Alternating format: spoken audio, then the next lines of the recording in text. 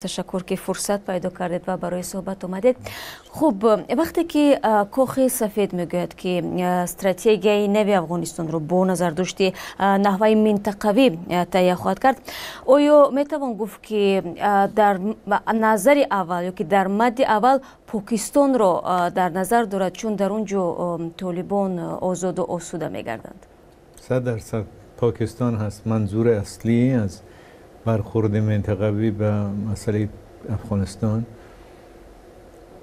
به خاطر چی؟ به خاطر اینکه پاکستان نقش درجه یکم بازی میکنه بعد از خود افغانستان در ادامه عملیات تروریستی و در ادامه عملیات طالبان در افغانستان. نقش پاکستان اساس، نه دولت پاکستان لزوما، شاید غیر مستقیم، ولی طالبان که معروف شدن به طالبان پاکستان.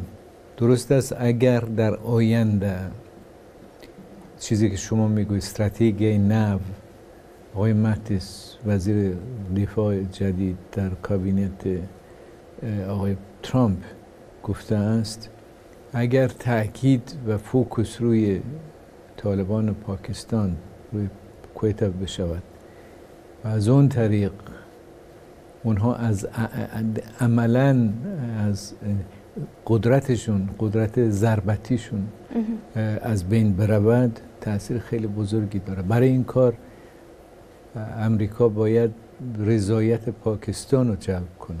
اما ببینید تو این دم انگشت اشاره به سوی روسیه هم بود که گفته میشد با طالبان هم کاری دارند. آیا امریکا در نسبت این کشور از یگان اقدام کار خواهد گرفت یا نه؟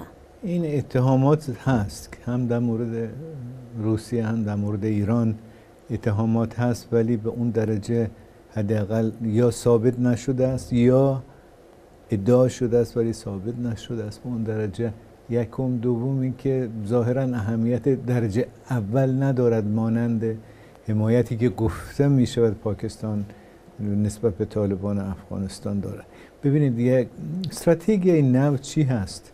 اولا کنگرس امریکا، سنات امریکا از این که سیاست نوی حکومت آقای ترامپ درباره افغانستان تهیه نکرده است، تقدیم نکرده است، ناراحت است. یک. دوم این که اینها وعده دادن تا ایول و اواسط ایول به نظرم سیاست نوی خودشون را، استراتژی و اصطلاح خودشون را تقدیم میکنه. در این استراتژی چی هست؟ میگوید 3 تا 4 5 هزار نفر به نیروهای نظامی امریکا علاوه میشه. برخلاف گذشته، برخلاف دور اوباما، پرزیدنت اوباما، نیروهای امریکایی بیشتر هدفهای طالبان رو زیر حمله قرار خواهند داد، مستقیما، بدون رعایت و یعنی این حداقل انتظاری نه، بدون توجه به موقع پاکستانی ها.